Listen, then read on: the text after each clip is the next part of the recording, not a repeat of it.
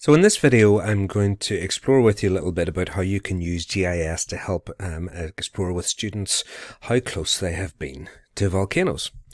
So I've just started volcanoes with my year 11 class. I love this topic because it's just so fascinating, so interesting. So I'll take them through some of these slides here. We'll take a wee look at the different types of volcanoes, sealed volcanoes, composite volcanoes, a cracker little gif there of this big explosive volcano coming out, and there's the shock wave coming towards them. Amazing. And we're able to take them into some of these really gruesome stories about what will happen. Here's some from Pompeii and the Herculaneum with the exploding skulls and pyroclastic flows and all sorts of things like this. They really do very much enjoy this. But I want to bring them then towards this slide. Have you ever been to a volcano? Now, what I did in the past was just basically pop up a map like this, showing them the location of some of the volcanoes in Europe and ask them had they been to any of those places and locations. But it's possible to do this in a much more exciting, engaging, interactive way, and a way that really helps you explore the geography a lot better using Survey 123 and ArcGIS. So I'm going to show you how you would set that up if you want to do something with your pupils.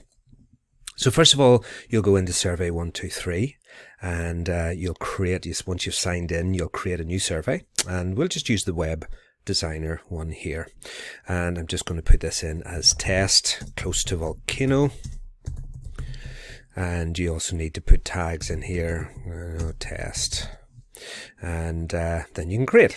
Now, the process of creation is really very straightforward. If you've ever done anything with the likes of Google Forms, you will find using Survey 123 extremely simple because it is very similar in format. And to do this with the pupils, I only need a couple of very simple and basic pieces of information with them. So I'll need to get, first of all, their name. That's all I'll need to do there. Then I want to add in, well, I'm going to give them some locations. Have you ever been to any of the following places? And I'm just going to give them some locations of Tenerife,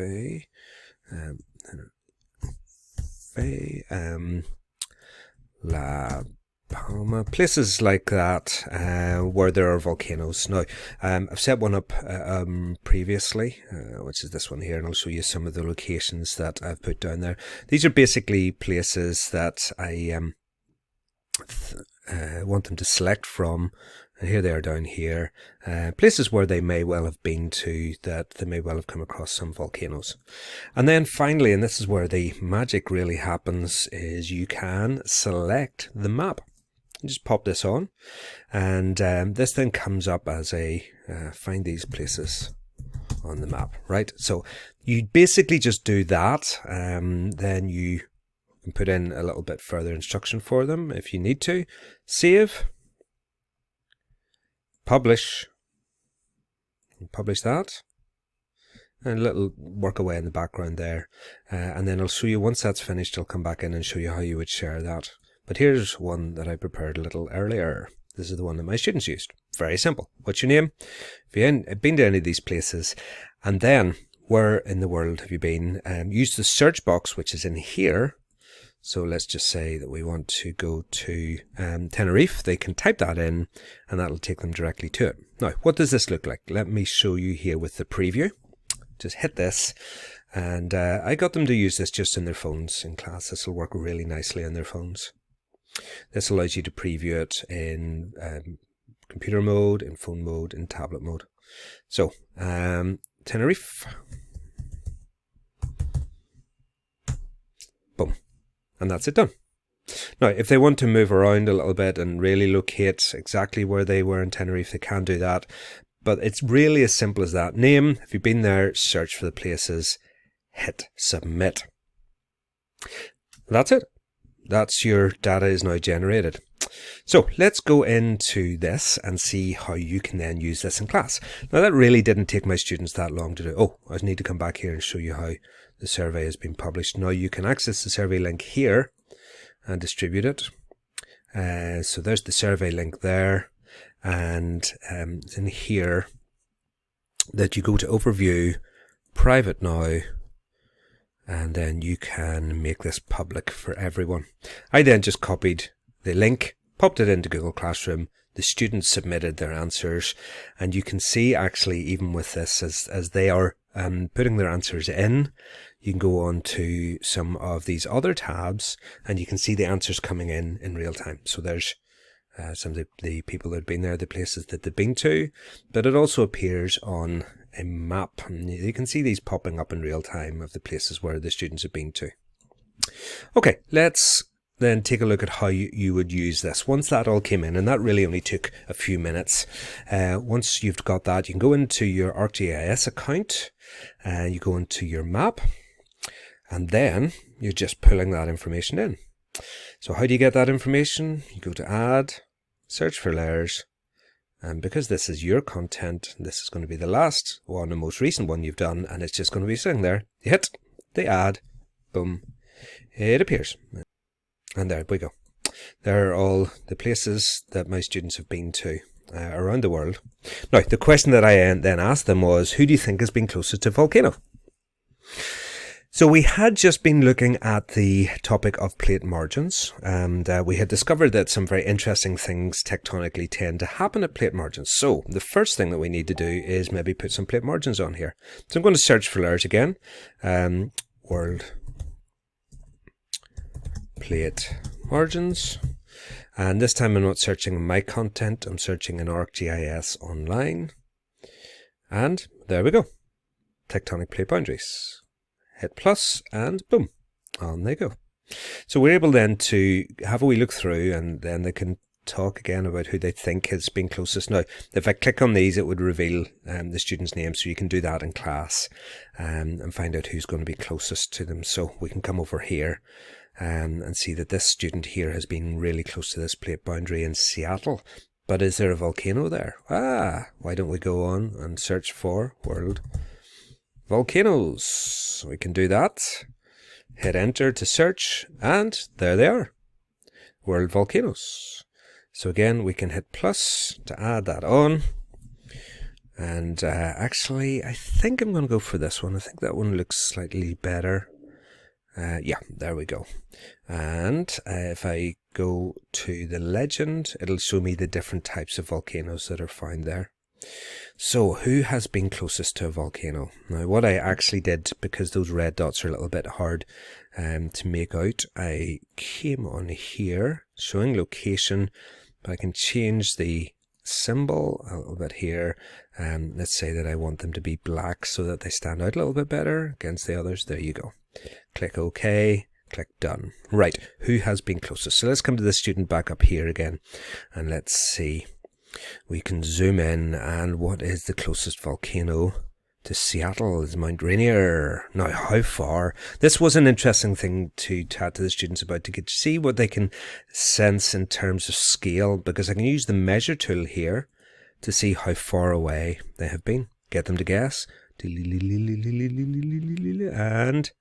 this student has been about 95 kilometers away from Mount Rainier. But is that student the closest student? Well, we can zoom back out again. We can come over here to some of the students that are in Italy. How close have they been? So we can come up here to some students that have been just to the north of Rome, and we can do the measure tool here again from this across about 93 kilometers, a little bit closer. But there was a student that had come all the way down here to Naples, and of course had visited Pompeii. How far away from Vesuvius? 8 kilometers. But we can go a little bit further than that as well. Just have a lot of fun going around and exploring where these students have been and how close they've been to volcanoes. To come over here to the Canary Islands, which aren't anywhere near plate margins, but still are volcanic, and we can discover actually that we have students even closer again, because not only are these students relatively close to Mount Titi up here, 40 kilometers away, but of course the whole of the Canary Islands are volcanic. There are volcanoes all over these islands, and the islands themselves are volcanic in origin. So that was a very, very simple exercise, starting from something that used to be this just to set up this little quiz, this little survey 123 with them, and then to pull this onto the map, add a couple of extra layers, and boom, you were really exploring a lot of the detail there. Now, part of the reason why I wanted to do that was because I think it's a really interesting way to get them to realize just how close some of them have been to volcanoes. But also I'm going to get them to do an exercise in a few lessons time where they are going to be doing things like this. They're going to be classifying volcanoes. They're going to be measuring distances. They're going to be zooming in to look at particular volcanoes. So what I was wanting to do as I used this as a teach from the front tool was a way to introduce to them some of the basic ideas of GIS and how they would operate them, but also to introduce for the first time for my students, for my year 11s, what GIS is. Our students start with us in year 11, which if you're listening or watching this from England, that's your year 10s. This is the first experience they have, and it gives me a chance really to get enthusiastic and excited about GIS with them and talk to them about some of the things that they're going to be doing as they explore these maps and some of the incredible power and experience that they're going to have with GIS as they get involved in these mapping experiences and tools. And I must say it was absolutely brilliant today to stand in the lesson and to see their eyes light up as we did this, see how much they enjoyed it. And you could literally see the anticipation building on so many of the students whenever they were looking forward to the opportunity to go through and explore a map like this themselves, and to go in really, really close and to really get this sense of scale and this sense of place and realize just how close you are to one of the most active volcanoes in Europe if you're down here visiting Naples and Pompeii, and if you have even ventured all the way up to the top and stood looking into the steaming crater and got your little coffee there and walked up the last little bit here and watched and stood into the steaming crater, then they can zoom in and get that level of detail, and they can zoom right out and see this in a global context, and they can explore volcanoes all over the world just with the spin of a mouse wheel and the click of a few mouse buttons. And to think it used to be that. How much better and richer and deeper and engaging is the geography when it's this.